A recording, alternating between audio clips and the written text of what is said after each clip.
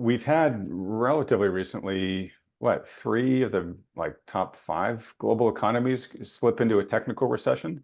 So can you balance that strength with the fact that we're seeing slowdowns in those countries? And to be specific, I think it's what Germany, UK, and Japan are now all in technical recessions, right?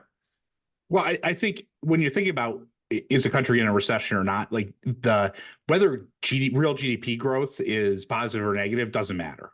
Like when you're thinking about an economy, what you want to think about is how are economic conditions expanding relative to the underlying potential of the economy.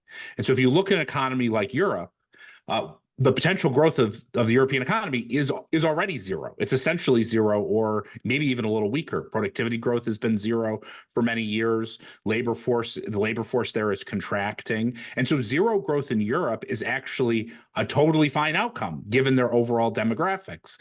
And as a simple example, if you go look at the unemployment rate in Europe, it is actually at secular lows. So while talking about recession in Europe makes a lot of headlines, it's not a particularly relevant thing to be thinking about or focusing on because the economy is growing about as well as it can given the underlying potential of it. And the same is basically true in the UK. Japan's a little softer and is a bit of an outlier across the developed world, but the basic picture that you have these economies that are mostly fine against expectations that we're going to have a sharp deceleration, that's the basic picture. And Europe and the UK, they've been growing basically at zero for 2 years.